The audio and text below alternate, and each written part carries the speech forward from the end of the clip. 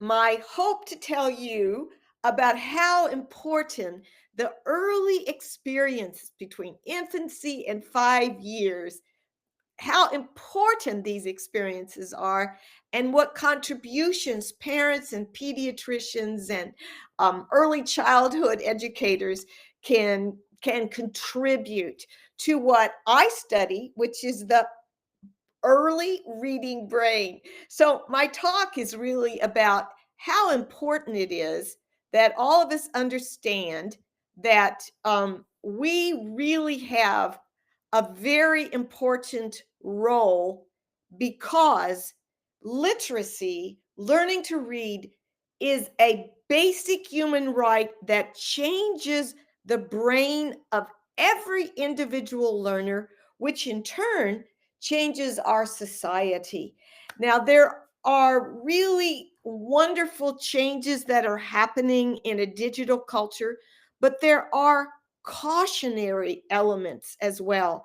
So I will begin my talk largely to tell you about how these early experiences help develop the reading brain, but I will also end this conversation with you about how important it is to understand that digital the digital culture has warnings for our young children with regard to distraction, attention, and even the development of language and cognition. So we want to not have a binary discussion. Print and books are the only thing that is important, and digital culture is to be shied away from.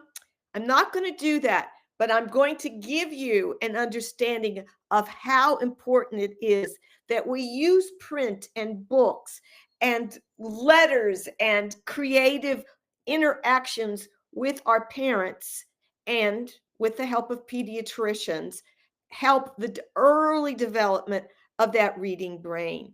Um, what you see in this next slide is just a quick look at my work, and that is the work of a cognitive neuroscientist who translates how the brain develops in our children and how a new reading circuit develops for our children.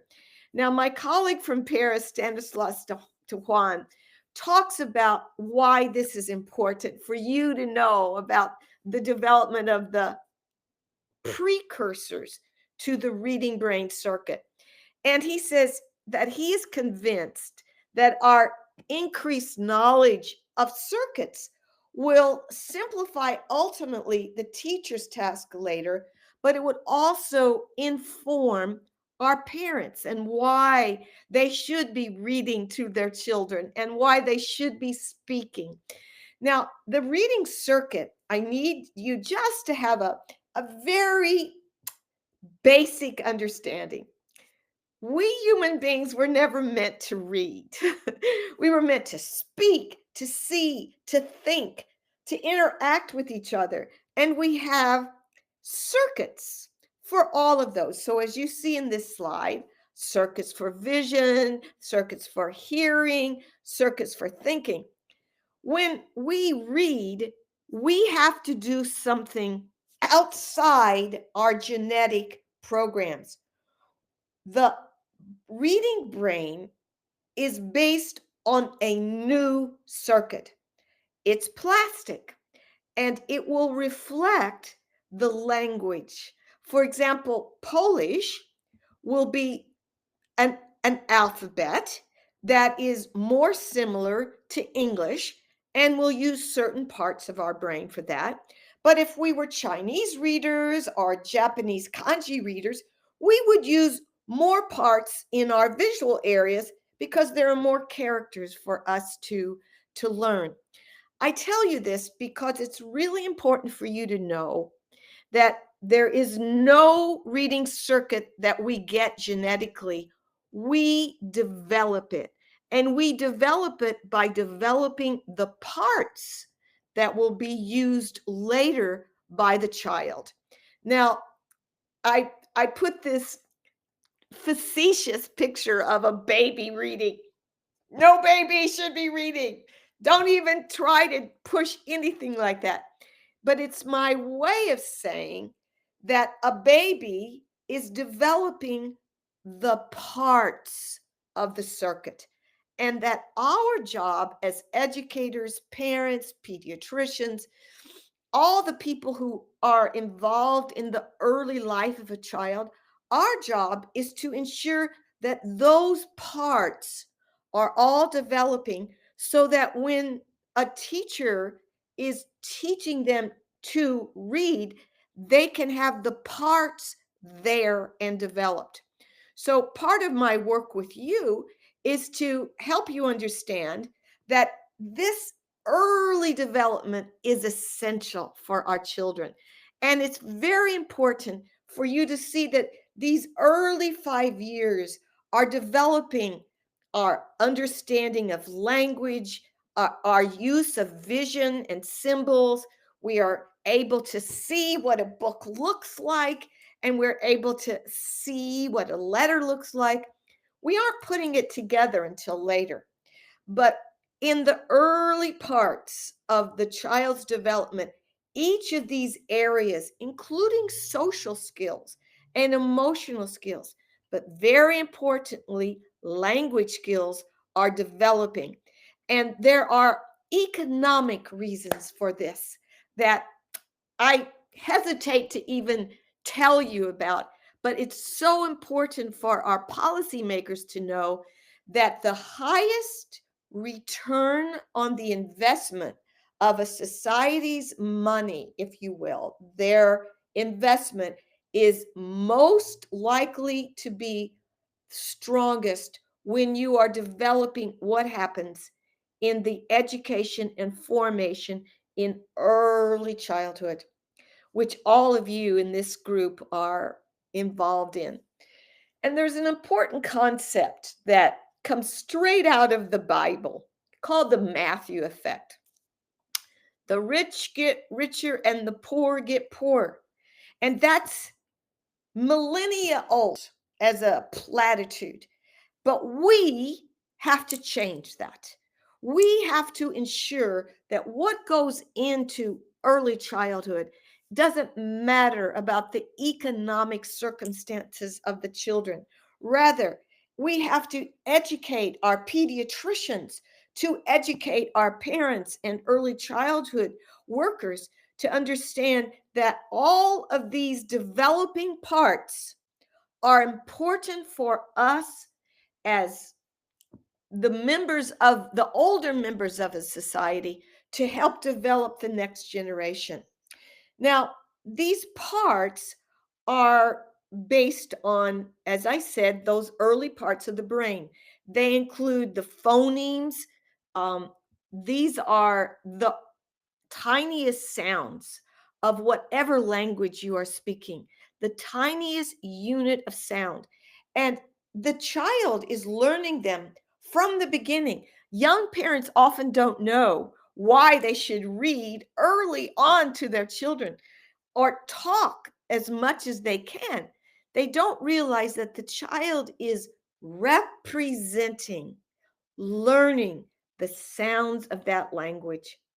And that's one of the most important parts later on in reading, that these sounds are very firmly represented in the child.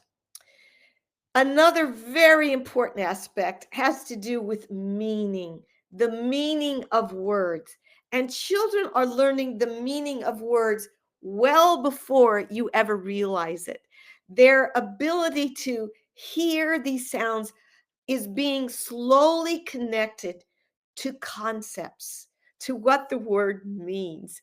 And so, reading books, and I say, put that baby under your arm, and by 6 months, be reading to your child. Parents, young parents say, well, they don't know what we're talking about. They are gaining the sounds, they're gaining a sense of affection combined, associated with reading with you. They are combining, if you will, love with learning. And in one book that I wrote called Proust and the Squid, I think that is translated in Polish. Um, it's in many different languages. I say that reading begins best under the crook of an arm. And they are learning so much as you give them your love of literature with each story.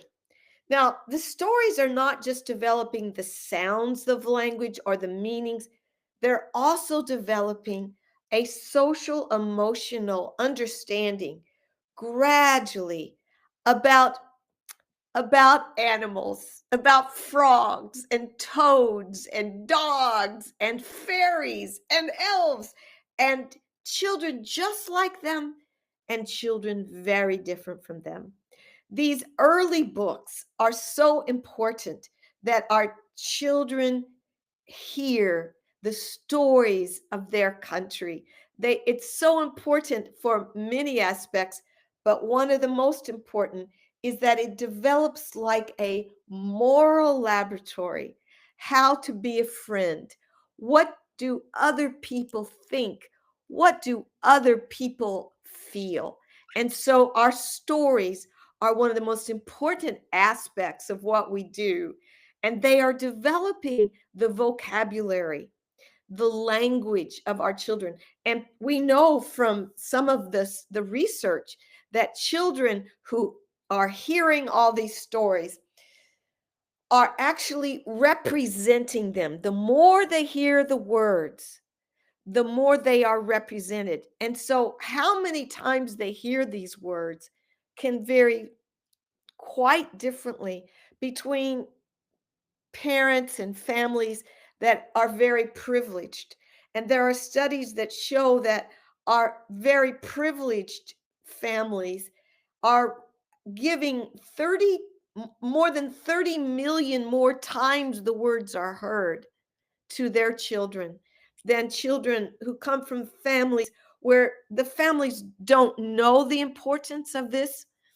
Now, I've studied immigrant families in Boston and in California, and I know many immigrant families absolutely understand the importance of reading to your children and develop language, but many do not and have so many jobs that they don't do this.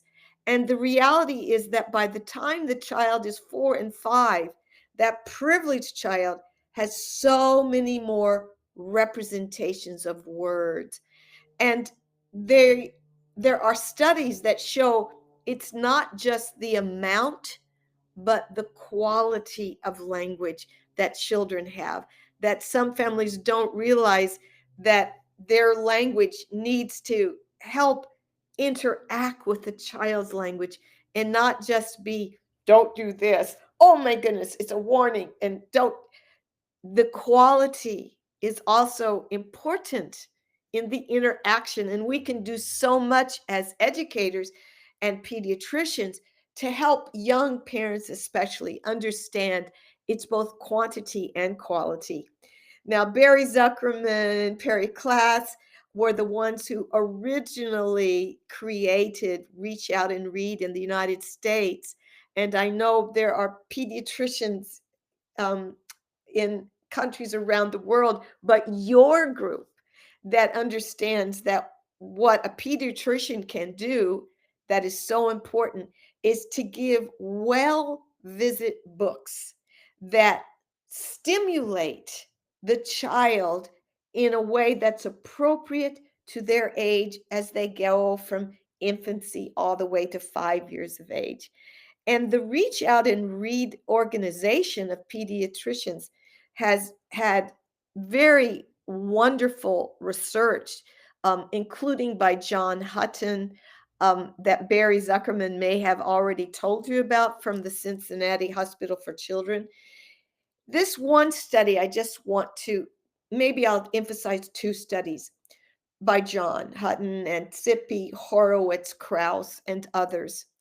And they showed that the young parents, even in very impoverished homes, when they read to their children, you have differences in excuse me, I'll go back so that you see this.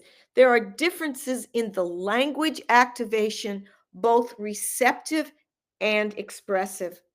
And John Hutton also showed with his team that if you listen to a story from a caretaker, a loved one, versus audio, just hearing it on an audio recording, versus on an iPad or phone with all the bells and whistles, the brain activates best the language regions when it's the interaction with a human being, much better than the bells and whistles on an iPad or phone. And that's important, especially for parents to realize. Now, what happens when all of these things come together is that the reading brain circuit begins to come together with our teachers. And so all of those parts in the first 5 brains, those first little depictions, are showing the parts. And what we do as educators and parents is that when we teach a child to learn to read, it's important that we are connecting those parts in the ways we teach. So in the United States, we talk about the science or neuroscience of reading. And by that, we mean we need to have emphasis on phonemes, on phonics, on vocabulary, on morphology, the tiniest units of meaning, all of this, but coming together, connecting it, not just say Monday you do this, Tuesday you do this. No, no, no. Teach these letters of the alphabetic principle and the sounds that are corresponding to them. Teach them along with teaching the words, how the words work in whatever language, what they mean, how they are used grammatically, and how they're used in stories and sentences. So this is a really important part about the education of that reading brain circuit. Now, it is my, if you will, my personal responsibility to tell you at the end of my time with you that the digital world has both advantages and disadvantages. And there are new studies just this last month, this last year. There's a study from Singapore in which they look at how much a child is exposed to digital devices from infancy to 8 years old, and what is the relationship between the amount of digital exposure and their performance in school and their attention, their executive processes. And what we're seeing, it's correlational. So we have much more research that we have to do, but there are various studies now by the E-Read Network and Mangen in Norway, Frank Hackemulder in Barcelona, Salmiran in Israel, Ackerman and Katsir. All these people are realizing that the more digital the children are getting, the less developed their executive processes and their academic performance. And one of the most important things that we know is that when we look at young adults in a digital culture, they do better in comprehending, in understanding the plot, the sequence of details on print better than digital. But remember, I said there's no binary. And what I want to leave you with is that my goal is that we preserve what we know about the reading brain's parts, the component parts. We realize the important role of parents, of pediatricians, of early childhood workers in building those parts of the brain. But I would emphasize use print as much as you can and have digital being used in a much more diminished way.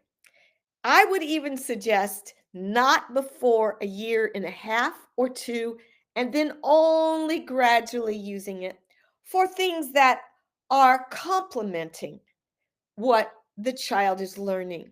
Reggio Emilia in Italy gives a fine example. Children can learn coding and programming very early. So it's not that it's a no to technology, but it's a very careful use. We, as educators, pediatricians, parents, need to be digitally wise so we preserve that the beginning development of the parts of the reading brain as we expand through technology. So it's really important for me that my last message to you is to celebrate language, oral language, written language with your children. Hold them. You pediatricians, teach them to hold that child and communicate love and learning in those early 5 years. And then my job, developing that reading brain circuit afterwards, will be so much easier.